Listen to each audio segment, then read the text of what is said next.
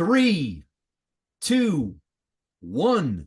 Welcome to the SaaS Pulse Show. My name is Michael Bertoni, and I'm the founder and CEO of SaaS Talent. And I am unbelievably excited. If you listen to my podcast all the time, I am always excited. But I am talking to an expert SDR. Expert SDR. If anybody knows what an SDR is, these are the people that help generate leads and set the table at SaaS companies. Everybody needs a Damon. It's again, I'm gonna say his name right here because he said he's Jamaican. It's Damon. It's what? How do you say it again? It is Damon. There Damon. you go. Damon. He is Jamaican. Damon Mclean. He is from Atlanta, so he's probably a Falcons fan and a Braves fan. I'm a Phillies guy, but that's all right. He is the SDR manager at Assembled. Assembled helps organizations deliver great customer support. So it's awesome to have you on the show. Hey, thank you. Thank you so much, Michael. Great to be here. I love the stuff you're doing for the industry, man. Thank you. Yeah, and by the way, everybody who's listening to this right now, you know you need leads, right? I mean, let's stop messing around here. Call him up and connect with him. I love it on the show when somebody connects with somebody and they get a gig or they get something. Everybody needs to figure out, everybody who's listening to this right now, they need to figure out, how do I generate leads? Like, how do I do this? Right? I mean, without a doubt. And if you're a seed company, if you're a bootstrap company, if you're a round company, the dirty little secret is we have no idea how to generate leads. We have no idea. I say this all the time. We have no idea how to do this, right? We need help, right? Tell our angel, don't tell our investors. Shh, don't tell them. So you need him in your life. So let's get into this right off the bat and talk about your journey. So superhero journey, superhero backstory. I love to talk about that first. What brought you to Assembled? Like, how did that happen? Tell everybody about your journey, from college to where you are now. How did that all happen? Yeah. Thanks. Interesting journey. And you mentioned I'm not originally from Atlanta. I'm originally from Jamaica. And I always joke. So when I came to college, if you know anything about Jamaicans, track and field is one of our sports. So he's so fast. He's a sprinter. NCAA, doing the works. When I left college, I said, hey, I'm going to try and do this professionally. So for me, trying to train for the 2016 Olympics was a really amazing time. And the joke is, Michael, is, I learned how to be a high performer through that. Unfortunately, I didn't make it to the Olympics. I was really close. However, the next couple of years, I said, listen, what's out there? What are something that I can help me to not only pay the bills, but I was doing some marketing internships. I was really getting into tech. I knew I had the drive. I knew I liked to talk to people. And folks are like, hey, tech sales might be the thing for you. So this is like 2017, where we're starting to think about like, hey, what's next? I'm looking to leave the sport. I was in Phoenix, Arizona. Fun spot, but not the tech place. And so was able to get connected with a couple folks in San Francisco. I was very early, employee number 10. They said, hey, we need someone to come in and just help us to figure this out. Like SDR, marketing, jack of all trades. And picked up everything, moved to San Francisco. Was an SDR at that company. I also got promoted to be the SDR leadership because I was number one. I was like SDR number one, the first one in. SDR leadership, became an AE, and then eventually decided, you know what? I really like being a coach. I really like being a manager. Let me go back to being an SDR manager. And since then, I've been an SDR manager at different companies. Right now at Assembled, how I end up here was there was an inflection point. The company's been doing really well. And they said, hey, we want a coach to come in to help develop our players some more. We need to figure out how to go out market some more. And so those are some of the things that we had in place when they were looking for their next SDR leader. And that's how I ended up here, Yeah, I love it, man. I love it. So are you literally telling me that you were like a sprinter? So I was a jumper, but it's equivalent. Yeah. Oh my God. So basically I was going to say, he gets you leads so fast, like he is that's got to be the running joke, right? He gets you leads in like record time, right? Did you ever meet, everybody probably asked you that. Did you ever meet Usain Bolt, right? Like, did you ever meet him or? Yeah, totally. I've met him. We've come from pretty close by in Jamaica. And I remember one of the last meets I went to was the 2014 Commonwealth Games. He was there as well. So we were on the same team together. So great guy. Yeah. If anyone met him will know. Why are all the fastest people from Jamaica? Like, what's the deal? Like, what is it just because they wait? Probably because they're like 5 years old and they're like sprinting, right? They're like, all right, let's go sprinting. Like, because you ever hear the story about Herschel Walker? I Like, have. you heard this? No, tell me more. So Herschel Walker, you know who that is, right? Yeah. So Herschel Walker was this fat, chunky kid, right? When he was younger, he was like this fat, chunky kid. Then he started chasing trains. Like literally, he literally said, all right, I'm going to like chase trains. And like literally, he became like, he just started sprinting. I mean, I would assume the reason why people in Jamaica are the best sprinters is because they are starting to sprint super early. Like they're 5-year-old kids, like on the track, like sprinting. Right. I mean, Yeah. right. I A mean, big part of it, right? It's yeah. just like here when you're younger, you go out and you play catch, right? Like you go in Jamaica, you go race, Right. You or go play sprint. soccer. Like, yeah. I tell that to my girls all the time. I'm like, she's like, oh, I want to play basketball in high school. I'm like, well, you got to go out and practice. Like, what are you doing? Right. But okay, let's dive into SDRs, right? So I love SDRs. I started as an SDR. I just turned 50 years old, right? And Congrats. I started as an SDR in 1999. We were making phone calls, we were banging the phones and sending emails. That's all we did is email. Now it's different. But if you can make phone calls, you're a rock star. So tell everybody the essential elements of an SDR. First off, like let's educate everybody out there. You need an SDR on your team, right? You need it. What are the essential elements to an SDR that you're looking for? Yeah, so it's an interesting question. So there's quite a few, right? I will tell you, people might ask me like, not much has changed, right? A lot has changed, but not a lot has changed, right? We still need to make phone calls, still need to send emails. Now we're on LinkedIn. Obviously, we have all these cool stuff. We have AI, we have video, but the fundamentals are the fundamentals. How do we find the people that we want to reach out to? How do we reach out to them at the right time with the right message, right? That's marketing. That's been sales for a long time. Now, there are different people who thrive in this role. You might know this, right? It's do you have grit? Because not all the days like you're gonna be rejected. When I talk to people from day one, I'm always like, hey, oh yeah, when's the last time you were rejected? Like you're gonna get knocked down, like and that's everything. Someone's gonna tell you, someone's gonna chew you out on the phone. oh Like, do yeah, you have experience with this, and can you bounce back? Right. So I think about that. I always ask people about like, hey, how curious are you? There's a lot of stuff that we can teach you, and I'm going to try my best as a manager, as a coach, to teach you everything, but I can't teach you all that there is in the world. And so you have to take ownership, be deeply curious to go continuously learn on your own. And we've seen the best people, that's how they go above and beyond. They're doing yeah. stuff outside of what's required, you know? You got to be proactive. You got to be Gotta be proactive. And you know what? You know what? The other thing that everybody thinks about with Jamaicans, they think they're happy. They're smiling. So there used to be smile and dial. I don't know if anybody says that anymore, but it's like you got to be happy and you got to have fun with it. Like if you're like, man, this sucks. Like you're going to be terrible. You got to be happy. You got to be smiling. You got to be smiling down when you leave voicemail messages, right? I mean, that's what you got to do.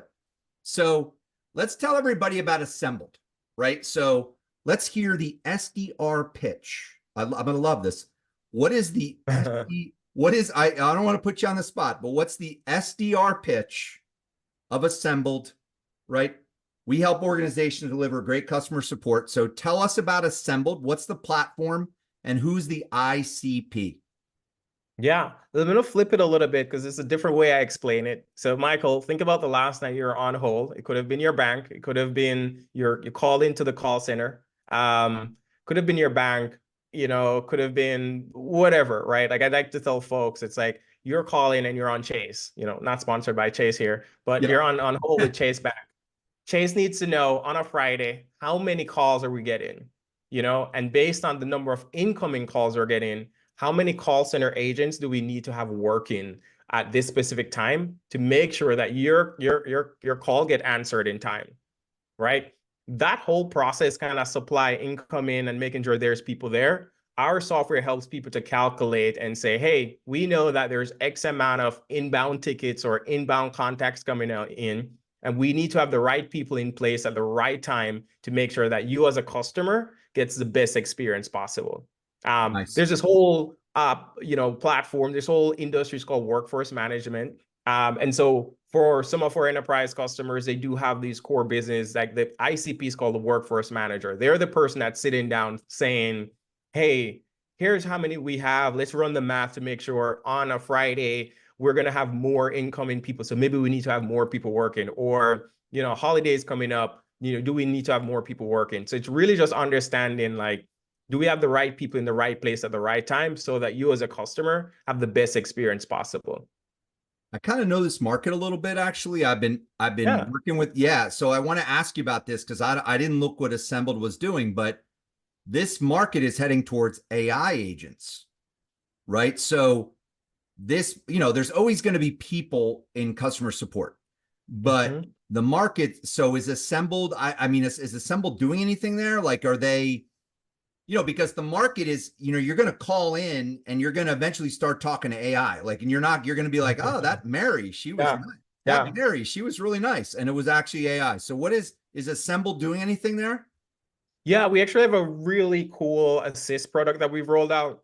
As Nice. you can imagine, there's a lot of little things that, like, it's painful, it's annoying. Like, I don't need someone, and and if I'm a call center agent, if someone says like, hey, I forgot my password or something like that, those simple things, or I might have ordered something, I was like, where's my order? Like, where's these things? These are what we call Easy. repetitive stuff, easy stuff. It's just a look up, hey, go look up this order, see where it is it stuck in Chicago somewhere, versus all this stuff. So those repetitive stuff, we can now understand what's coming in over email, over chat, and we'll look through all your documents and said, hey, based on what's coming in, here's the response. We'll actually help the agent that's working. We can say it can either auto reply on without your help, or Nice. it will actually draft the first email for you to respond. So we're really excited about that product that's been launched, and we're seeing some really good traction there, because as you're saying, well, it's never to replace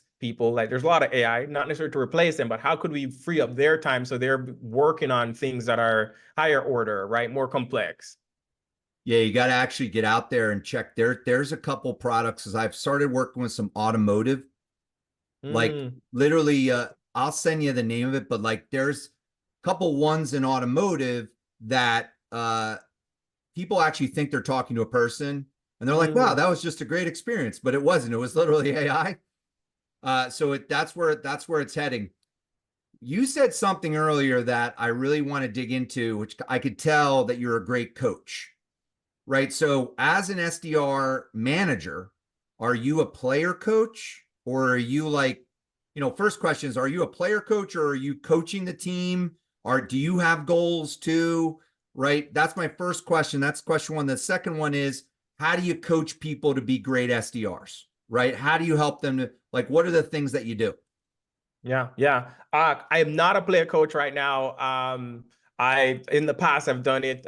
Depending on the size of the company, we can do it. I always try to get my hands dirty. So, first 90 days I'm sending emails, I'm making calls, I'll demonstrate to the team. So, not a player coach. I'm a manager slash coach right now. Nice. So just full-time management.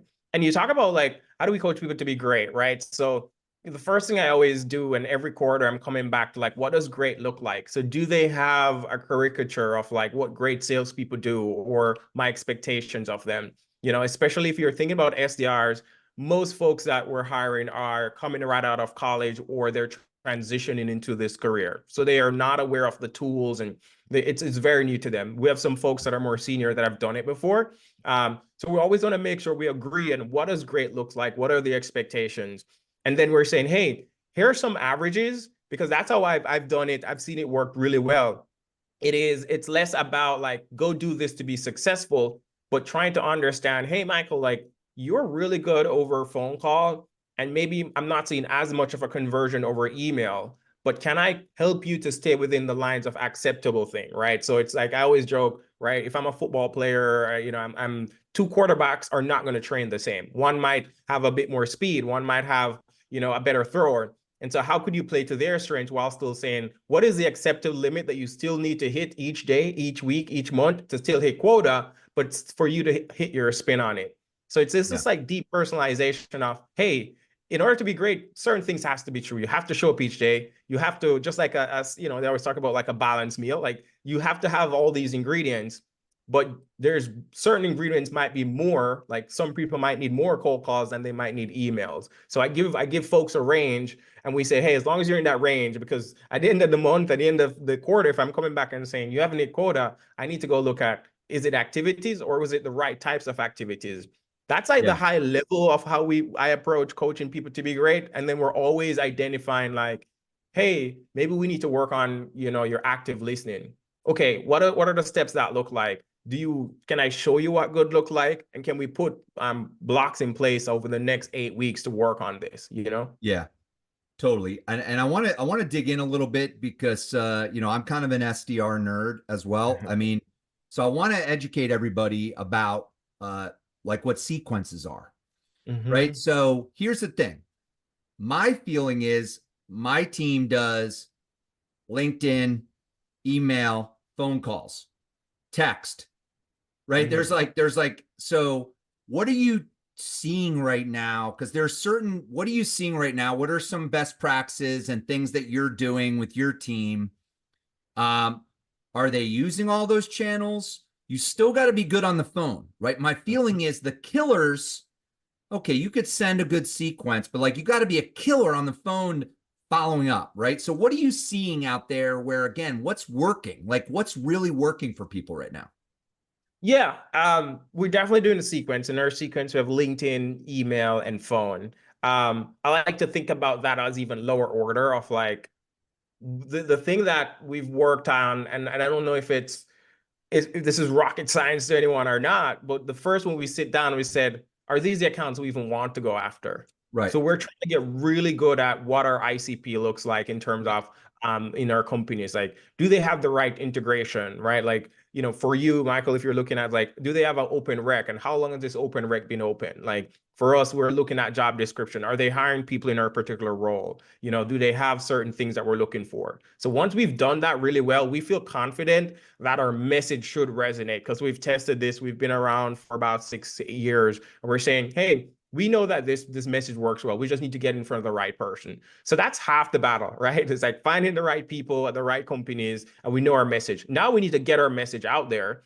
And so we start to think about it from different angles. We have all the tools. We have 6sense. Like we're looking at Clearbit. We're seeing what type of intent are we seeing? Because we need to, I like to say, I want to go where I'm loved. Right. So Yeah. if I can see signs of people thinking about this, I'm going to move towards those people versus the folks that are already like they don't really care. So if someone's already researching stuff, someone's posting about what we're doing, we're always going to try and move towards where there is some sort of intent first. And then we're using like all these different things. Referrals are working for us, right? So if I'm going to an agent and said, hey, you help me out here, I'm trying to get you your manager or something like that, Right. like referral channels are working. Love them. Or we'll talk to one person and try and like gather information before we go to the VP. So it's really more of an account-based strategy. And the reason that works is because we've already done the pre-work to figure out like, man, these accounts are actually what we want to go after. So we're not spinning our wheels trying to figure out, is this even a good account or not, Right. Right. No, that's totally true. It's like you got to make sure ICP is straight, right? And let's talk about that a little bit for everybody listening, because I start talking about ICP and you think everybody understands what you're talking about, and they really don't. They really don't understand. Yeah. So tell everybody here listening, why is your ICP, first of all, like just high level, like why is your ICP so important, right? What is an ICP? And then how do you build it? Because it's really I think it's the most important thing. Like, but again, people sometimes don't even understand it. Yeah. So we say that ICP, it's ideal customer profile. So different people, have different ways of saying it. But yeah, it's like, what does my ideal customer look like? And the reason it's important is as much as you would like to be, you can't be all things to all people, right? I like to say it's about focus, especially if you're venture back and you want to go fast, you need to focus. And the idea is like, how can we make sure that like the people we're talking to are the right people for our product?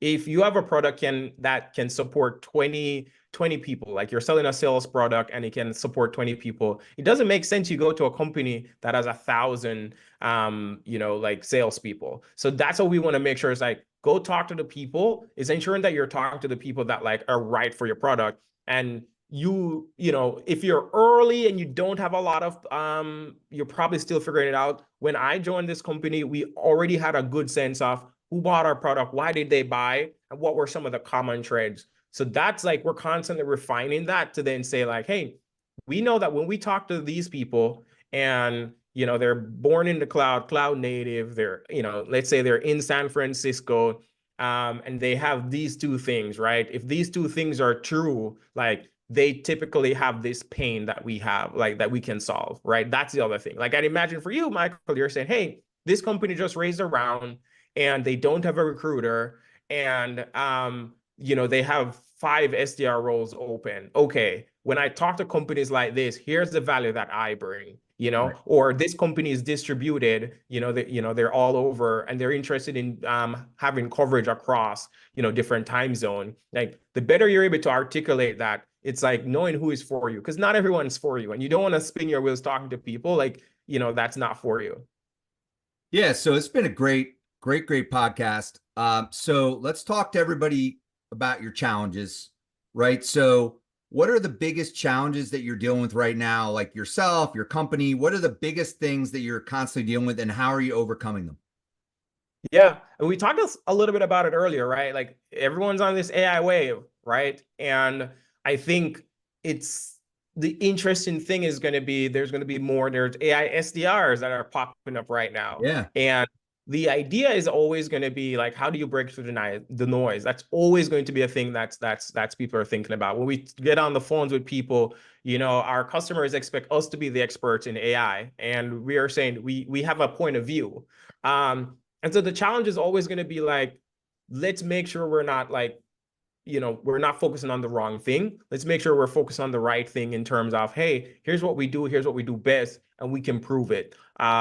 So cutting through that noise there. And it's also always going to be like, how do we make sure we're getting in front of people in the best way possible? The thing that keeps me up at night is like, there's probably, 5,000 companies out there that needs to know about Assembled that don't know yet. And how do we do that quickly, right? Because it's always like, we want to scale, we want to grow, and we believe that we have a good product that can help them. How do we reach them as quickly and as timely as possible? No, totally awesome. So again, I keep wanting to say your name the right way, but you got to say it like a Jamaican. So you say it real quick. It's Damon.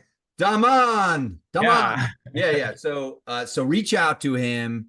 I'm telling you, everybody listening to this right now, you need an SDR, right? You need an SDR. So this has been a great podcast, man. I'm looking forward to just connecting with you in the future, and stick around for a minute. We'll debrief, but great podcast. Thank you, Michael.